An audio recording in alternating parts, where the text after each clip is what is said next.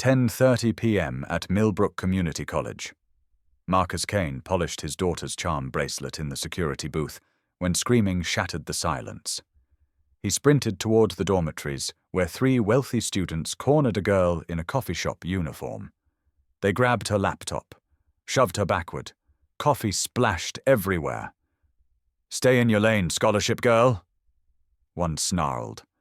Marcus burst into the circle, his military frame towering over them. "Campus security! Step away from her now!" His voice carried the authority of 11 years guarding students and 20 years as a soldier. The bullies froze. Fear flickered across their faces. "We were just talking, sir," the leader stammered. "Talking involves pushing people to the ground?" Marcus stepped closer, radio crackling on his belt. "Move! Now!" They scattered like startled animals. The girl stood slowly, brushing asphalt dust from her uniform. But something felt completely wrong. Her posture radiated confidence, not gratitude. Her laptop was a $3,000 MacBook Pro. Her eyes held secrets that didn't match minimum wage work. "Thank you, officer. I'm Maya," a coffee shop worker who carried herself like royalty. Who exactly had he just protected? Marcus escorted Maya safely back to her dormitory, then drove home to his modest apartment 3 miles off campus. The kitchen table held exactly 2 items: a framed photo of his 18-year-old daughter Allison wearing her Boston University sweatshirt, and a stack of unpaid medical bills from his wife Jennifer's cancer treatment. 2 years since the funeral, and he still reached for the phone to call her every night before bed. 45 years old, 11 years working campus security, and some days he felt like he was barely keeping his head above water. He opened the nightstand drawer and pulled out the charm bracelet he'd been saving for Allison's 19th birthday next month. Each silver pendant told a story. First day of kindergarten, middle school graduation, the day she got her college acceptance letter with a partial scholarship. Marcus had worked double shifts that entire summer to cover her remaining expenses.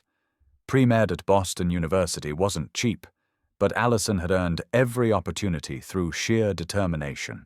The apartment felt hollow, without her laughter echoing from the kitchen, without Jennifer's voice calling him to dinner. Marcus heated leftover pizza in the microwave and wondered how other single fathers managed the crushing loneliness.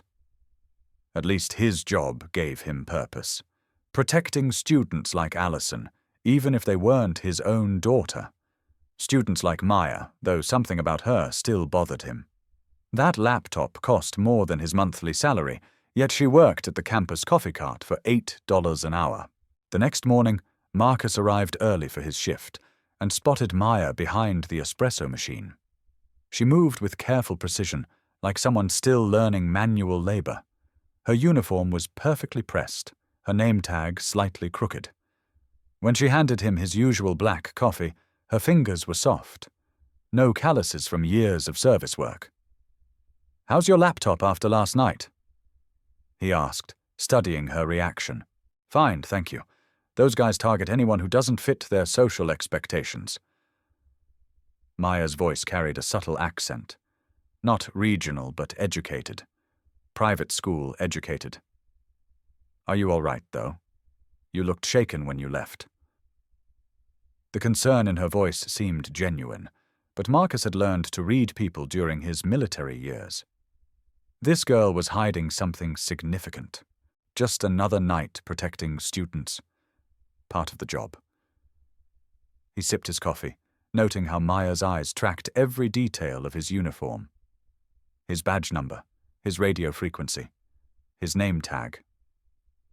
"You're a senior, right? Must be exciting, almost graduating." Maya's smile faltered for just a moment, like someone caught in a lie. "Yes, hoping to finish strong in May. Just trying to make ends meet while completing my degree." Marcus nodded, remembering Allison's struggles with college expenses, the endless cycle of textbooks, lab fees, housing costs that kept climbing every semester. "My daughter's a freshman at Boston University, pre-med track. I know how tough the financial pressure can be." Maya's expression shifted entirely. Soft, vulnerable, almost wistful. She's incredibly lucky to have a father who understands and supports her dreams. 2 days later, Marcus found Maya in the library surrounded by advanced business textbooks, corporate finance, international law, strategic management, senior-level coursework that required serious intellectual firepower. She was taking notes on a legal pad, her handwriting elegant and precise. When she saw him approaching, she quickly closed her laptop screen. But not before he glimpsed an email header that read, "Sterling Industries Board Meeting Agenda. Business Major," Marcus asked, settling into the chair across from her. Maya hesitated, her fingers drumming against the table, a nervous habit that seemed completely at odds with her usual composure. Senior capstone project, 4 years of preparation leading up to this final semester. She gestured at the textbooks with what looked like genuine frustration. Though I'm not entirely sure my conclusions will be popular with certain people who matter, Marcus understood that feeling. He'd written plenty of military reports that contradicted what his superiors wanted to hear. Sometimes the truth isn't convenient for people in power, doesn't make it any less true. Maya looked up sharply, as if he'd said something profound. "What's your project about?" he asked, genuinely curious about what kept this mysterious student up late in the library. "Corporate ethics and social responsibility in modern business practices." Maya's voice carried passion when she discussed her work. Specifically, how companies can maintain profitability while genuinely caring for their employees' welfare rather than treating them as expendable resources. She paused, studying Marcus's reaction. I suppose that sounds idealistic to someone who works in the real world. Marcus thought about his own struggles. Medical debt from Jennifer's treatment, choosing between groceries and Allison's textbook expenses, working night shifts that left him exhausted but barely financially stable. Doesn't sound idealistic at all, sounds necessary. Maya's eyes brightened with something that looked like hope, or maybe relief. My daughter Allison is learning similar lessons. Boston University has been eye-opening for her in terms of economic realities. That weekend, Maya missed her Saturday shift at the coffee cart. The supervisor mentioned she'd called in sick with severe flu symptoms. Marcus knew he was overstepping professional boundaries, but something about Maya reminded him too much of Allison. Young, determined, struggling with pressures she shouldn't have to handle alone. He stopped by the campus market and picked up soup, crackers, and orange juice. Maya's dormitory room was in the senior housing complex. Single occupancy, furnished with basic institutional furniture that had seen better decades, but the space was meticulously organized, textbooks arranged by subject, clothes hung in perfect order. On her desk, Marcus noticed framed photos that seemed expensive. European architecture, graduation ceremonies at what looked like prestigious preparatory schools. The contradiction between her current simple living situation and these glimpses of obvious wealth was becoming impossible to ignore. "You didn't have to come," Maya said weakly from her narrow bed. Her face was flushed with fever, but even sick, she maintained that careful dignity. Marcus set the soup on her desk next to a bottle of moisturizer he recognized from department store cosmetic counters. La Mer, $300 an ounce. This is what people do when they care about each other, he said gently. Take care of those who need it. Maya's eyes filled with tears that had nothing to do with her illness. My father has never brought me soup when I was sick. Never asked if I'd eaten dinner or felt safe walking alone at night. Her voice broke slightly. He measures caring differently than most people. Success metrics, performance indicators, return on investment. Marcus sat down in her desk chair, studying this young woman who seemed to carry invisible burdens far heavier than textbooks. Over the following weeks, Marcus and Maya developed an unlikely friendship. He taught her basic car maintenance when her Honda Civic developed engine problems. She helped him select a care package for Allison, displaying surprising knowledge about high-quality study supplements and stress relief products. They established a routine where Marcus would check on Maya after her evening shifts, and she would update him about her academic progress while sharing homemade cookies from batch recipes that seemed too sophisticated for dormitory cooking. The more time Marcus spent with Maya, the more contradictions he noticed. Her laptop required expensive software licenses that cost more than most students' entire computer budgets. She stepped outside to take phone calls, speaking in hushed tones about things she couldn't discuss right now. When helping him shop for Allison's care package, Maya demonstrated perfect knowledge of luxury brands and fine dining etiquette. She mentioned casually having attended prep school and spending summers studying abroad in Europe, then quickly changed subjects. Late one evening in the campus quad, Maya confided something that broke Marcus's heart. "Sometimes I feel like I'm living someone else's life these past 4 months, like the real me is locked away somewhere, and I'm just playing this role to prove a point to people who will never understand." Her voice carried exhaustion that went far beyond academic stress. "What if when I become who I'm supposed to be, I disappoint the only person who's ever cared about me for just being myself?" Marcus thought about Allison, studying hundreds of miles away, trying to balance her own identity with family expectations and financial pressures. "Anyone who truly cares about you will love you regardless of your circumstances, sweetheart.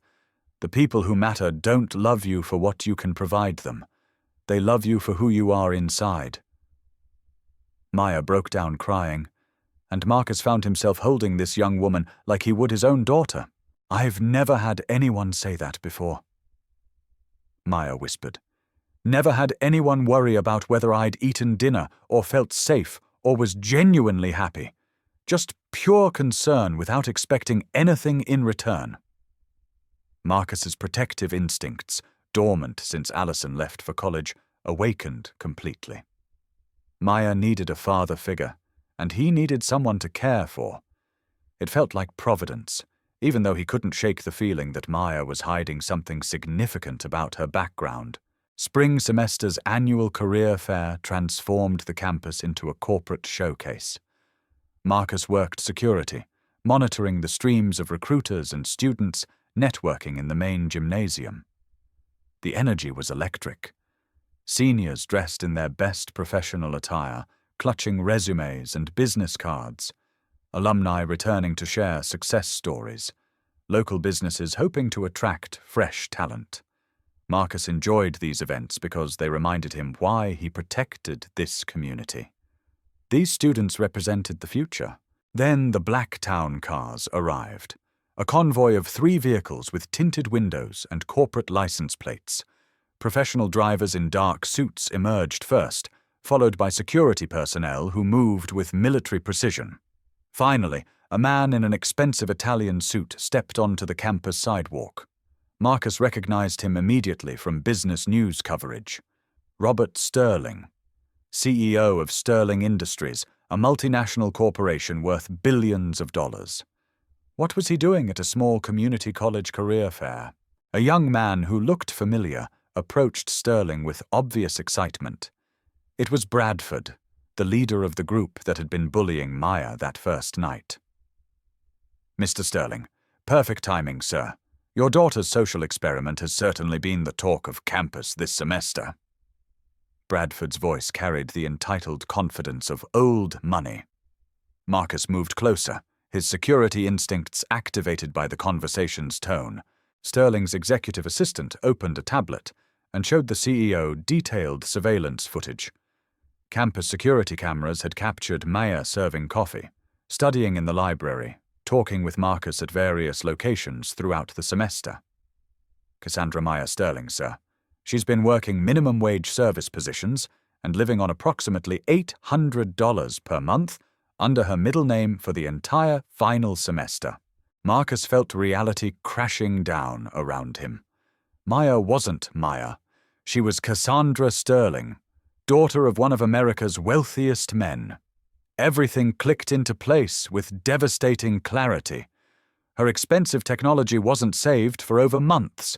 It was pocket change. Her knowledge of luxury goods wasn't from research. It was her normal lifestyle. Her phone calls weren't from part-time job supervisors. They were from corporate headquarters and family attorneys. Sterling strode purposefully toward the campus coffee area where Maya was working her afternoon shift. Marcus followed, his protective instincts warring with confusion and growing anger. Students stepped aside as the billionaire CEO crossed the quad, his entourage trailing behind like a small army. Maya looked up from the espresso machine and went completely pale. She knew this confrontation was inevitable. "Enough of this undergraduate social experiment, Cassandra," Sterling announced in a voice that carried across the entire seating area. Students stopped their conversations to stare. 4 months of playing working-class college student is sufficient research data. Graduation ceremony is next week. Board orientation begins Monday morning. Time to assume your responsibilities as my successor. Maya's hands trembled as she set down the coffee cup she'd been filling. "Father, please, not here. Not in front of everyone." Her voice cracked with humiliation. Marcus realized that every vulnerable moment they'd shared, every tear she'd cried, every time she'd called him like having a real father, had been part of an elaborate deception. He was her research subject, her experiment in understanding how normal people lived.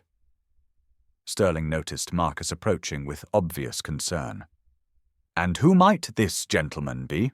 Another test subject in your anthropological research project?" Bradford smirked with malicious pleasure. "That's the night security guard who's been playing surrogate father to her all semester. Quite touching, really. He had absolutely no idea who she actually was." The humiliation hit Marcus like a physical blow. 4 months of genuine concern, late-night worry about Maya's finances, teaching her life skills she obviously didn't need, sharing stories about his own struggles while she sat there collecting data about how poor people survived. He'd been entertainment for a billionaire's daughter, a case study in working-class behavior. Maya tried desperately to make eye contact with Marcus as her father's security team escorted her toward the waiting vehicles. "Please," she mouthed silently. "Let me explain everything." But Marcus turned away, unable to process the depth of betrayal. That evening, he found a thick envelope slipped under his apartment door. Maya's handwriting on expensive letterhead. He threw it directly into the trash without reading a single word. The local newspaper ran the story on the front page the next morning. Billionaire CEO daughter's undercover semester at community college. The photograph showed Marcus and Maya during their car maintenance session, with a headline that made his stomach turn. "Security guard unknowingly mentors Sterling heiress." His phone started ringing before sunrise. Local television crews, social media requests, reporters wanting to know how it felt to be deceived by one of America's wealthiest families. Marcus's co-workers found the situation endlessly amusing. "So you've been babysitting billionaires, Kane?" They joked during shift changes. The college administration called an emergency meeting to discuss appropriate professional boundaries with students. Community members stared and whispered when he made routine grocery runs. Social media posts mocked the security guard who fell for the rich girl's performance. The humiliation was complete and public. Allison called from Boston, her voice tight with concern. "Dad, I saw the news coverage online. Are you okay? Who is this Maya person, really?" Marcus broke down completely. "I thought I was helping a hard-working student who needed guidance and support. Turns out she was conducting field research on how working-class people survive, and apparently I was her primary test subject. That doesn't sound like you to judge someone so harshly without hearing their explanation." Allison said carefully. "Maybe there's more to her story than what the media is reporting." But Marcus couldn't hear past his own humiliation. "You don't understand, baby. I worried about her affording textbooks while her family's net worth could purchase our entire town. I taught her how to change her oil. I gave her life advice about perseverance and hard work. She must have found it pathetically entertaining. Despite Robert Sterling's explicit orders to report directly to corporate headquarters, Maya returned to campus multiple times trying to find Marcus, but he deliberately avoided every location where they used to meet: the coffee cart, the library, his usual security patrol routes.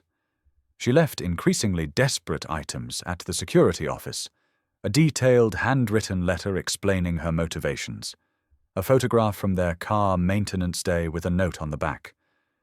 "You showed me what unconditional caring looks like." The charm bracelet Marcus had dropped during their confrontation appeared on his desk with a tiny new engraving: "To the father I needed most." Along with a copy of her senior capstone project titled Corporate Social Responsibility: Lessons from Ground-Level Perspective. The dedication page read, "To Marcus Kane, who taught me the difference between leadership authority and genuine care for others." Against his better judgment and despite feeling foolish for caring, Marcus finally retrieved Maya's crumpled letter from the trash. Her words cut through his anger with surgical precision. "Marcus, I know you feel deceived and used. You have every right to hate me completely. But please understand that every tear was genuine, every moment of gratitude was real, every time I called you like having a real father came from my heart. You were the first person who ever cared if I was safe, if I'd eaten properly, if I was happy, without wanting anything in return. That kind of love isn't something money can purchase or research can replicate." Sunday evening before Maya's graduation week, Marcus agreed to meet her at the empty campus chapel. She appeared wearing simple graduation rehearsal clothes, not the designer outfits he now knew she could afford. "Thank you for giving me this chance to explain," she said, her voice barely above a whisper. Marcus sat in the front pew, struggling between his genuine care for this young woman and his overwhelming sense of betrayal. "Help me understand, Maya, or Cassandra, whatever your real name is. Why did you let me think you needed my help, my guidance?" His voice carried all the hurt of the past weeks. Maya sat down across the aisle, tears already streaming down her face. "Because I did need your help. Do you know what it's like having a father who only sees your potential market value, who measures love through quarterly performance reports and return on investment calculations? You were the first person who asked if I'd eaten dinner, if I felt safe walking alone at night, if my classes were fulfilling as learning experiences, not my networking potential, not my internship prospects, not my value to the family business, just me as a human being." Her voice broke completely. "I was drowning in expectations, and you threw me a lifeline when I needed it most." Marcus wanted to stay angry, but her pain seemed completely genuine. "Maya, I lost sleep worrying about you struggling to afford basic necessities while your family could buy this entire college without affecting their budget. I felt like an idiot teaching you life skills you obviously didn't need." Maya stood up, pacing the small chapel with nervous energy. "I was struggling, not financially but emotionally, spiritually. I felt like I was suffocating under the weight of being Robert Sterling's daughter. When I turned 21, he demanded I transfer from liberal arts college to Wharton Business School immediately to prepare for company succession upon graduation. I negotiated one final deal with him. Let me complete my undergraduate education my way, prove I could survive entirely on minimum wage earnings for one complete semester, and I would join Sterling Industries without any further resistance." Maya's explanation came out in a rush, like she'd been rehearsing this conversation for weeks. He agreed, thinking I would fail spectacularly within 3 weeks and come crawling back to family wealth. He froze every account, every credit card, every financial resource except the tuition payment that was already committed. Everything else had to come from my own earnings. Maya wiped her eyes with trembling hands. "Those students bullying me? They were from my old private school social circle. Father specifically asked them to monitor my progress and create difficulties that would force me to abandon the experiment early. Marcus felt his anger wavering as he began to understand the complexity of Maya's situation. But that night I protected you. You didn't know my background, didn't expect gratitude or recognition, didn't want anything except to help someone in trouble. That was the first time anyone had ever helped me, purely because it was the right thing to do. Maya's voice grew stronger as she continued. Every conversation we shared, every piece of advice you gave, every time you worried about my safety, that was the first genuine parenting I'd ever experienced.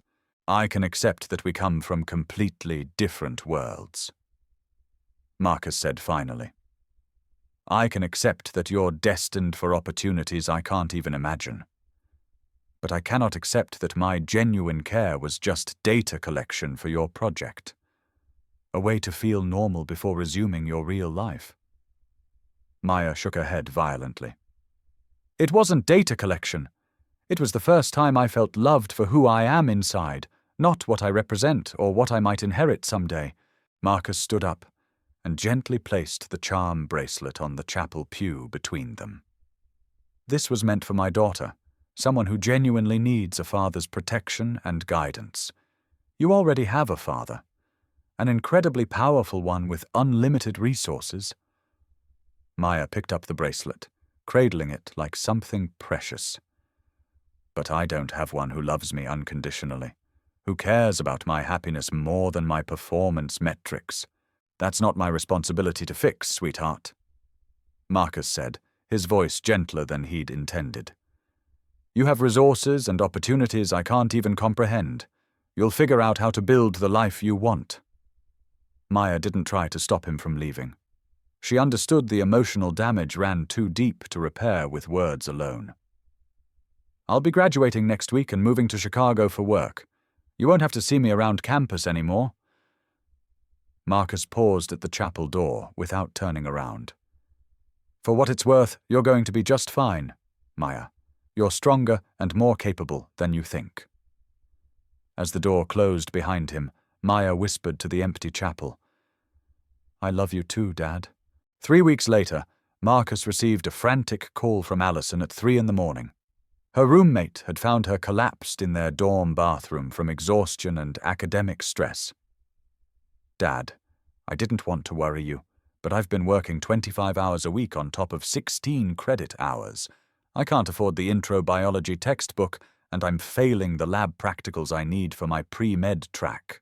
Marcus felt completely helpless, being 400 miles away. Baby, why didn't you tell me sooner? I'll drive up tomorrow morning. But even with extra security shifts, he couldn't cover Allison's immediate academic needs without going into serious debt. The next morning, he found Maya waiting outside his apartment building. Not in designer graduation attire, but simple jeans and a Boston University hoodie. She was holding a stack of brand-new biology textbooks and lab manuals. I heard about Allison through campus networks, Maya said quietly, avoiding direct eye contact.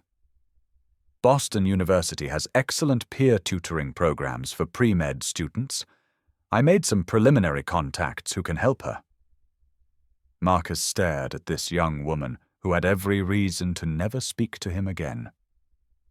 What do you want from me, Maya? Haven't you collected enough research data? Nothing. I want absolutely nothing from you. Maya replied firmly. Allison is your daughter, and you taught me that family comes first, regardless of personal cost or convenience. During the emotionally charged car ride to Boston, Maya shared her complete story without any self-justification or attempts to minimize her deception. Her father's ultimatum, the frozen accounts, the surveillance by former classmates, the desperate loneliness of having enormous wealth but no genuine human connections. Every conversation we shared, every piece of advice you gave, every time you worried about my safety, that was the first authentic parenting I'd ever experienced in my entire life. Maya explained as they drove through Massachusetts countryside. I know that doesn't excuse the deception, but I needed you to know it was real for me. Maya spent the entire weekend in Boston, personally helping Allison organize study schedules and providing her with medical school preparation resources that would have cost thousands of dollars. She connected Allison with study groups led by top-performing pre-med students from her prep school network. Most importantly, she listened to Allison's concerns about balancing family expectations with personal dreams, offering perspective from someone who understood that particular pressure intimately. Sunday evening, before driving back to Ohio, Allison handed Marcus the charm bracelet. "Dad, your friend Maya asked me to return this to you. She said it belongs with family, and she added something special." A tiny silver stethoscope had been engraved with, "For Allison's dreams and the father who believes in them unconditionally." During the quiet car ride home, Marcus and Maya found a way to forgive each other. "I was so terrified of being used and manipulated that I forgot sometimes people genuinely need someone to believe in their worth," Marcus admitted. Maya nodded, wiping away fresh tears. "I was so desperate for authentic family love that I didn't realize I was using your natural kindness to fill an emotional void that wasn't your responsibility to heal. Maybe we both gave each other something completely real," Maya said softly. "Maybe that's what actually matters." They rode in comfortable silence for several miles before Maya added, "Your father already showed me what unconditional love means. I'll carry that forward when someone else needs it someday." 6 months after their separation, Marcus received an elegant envelope with a Chicago postmark. Inside was Maya's graduation photo and a handwritten note on Sterling Industries letterhead. "Marcus, I graduated summa cum laude, started work at Sterling Industries headquarters, and deferred Northwestern MBA for 1 year to learn business from the ground up. Not because father demanded it, but because you taught me the difference between obligation and purpose. I hope you're proud." Marcus never attended Maya's graduation ceremony, but her influence on his life and his influence on hers became evident in countless ways. Sterling Industries implemented comprehensive work-study programs at 15 community colleges. The company's new employee wellness policies emphasized dignity in work, ensuring no employee needed multiple jobs to afford basic needs. Maya established the Kane Sterling Foundation for Educational Equity, providing scholarships for first-generation college students. Marcus began volunteering with the Campus Student Success Program, using techniques Maya had taught him about non-judgmental listening and unconditional support. His coffee routine continued at the same time and location, but now he regularly chatted with struggling students who sought guidance. His letters to Allison included regular reminders about taking care of people who needed someone to believe in them. The charm bracelet became a traveling symbol of influence. Marcus wore it during student mentorship sessions. Allison borrowed it for major exams, always returning it with a gratitude note. Additional charms appeared periodically, Maya's way of acknowledging family milestones from a distance. Neither Marcus nor Maya needed to be physically present in each other's lives to remain forever alive in their daily choices, core values, and impact on countless other people. During evening security rounds, students now approached Marcus regularly seeking guidance beyond safety concerns. He had become the campus's unofficial mentor, someone who listened without judgment and cared without expecting anything in return. One evening, a young senior approached him in the quad. "Mr. Kane, I heard you help students navigate difficult situations. I'm struggling with family pressure about career choices versus following my actual dreams." Marcus sat down with her on the familiar bench, pouring coffee from his thermos to share. As they talked, campus security cameras captured the scene. Marcus surrounded by students seeking his guidance, Sterling Industries building visible in the distance where Maya continued building corporate programs based on principles he had taught her. The charm bracelet caught autumn moonlight in his pocket.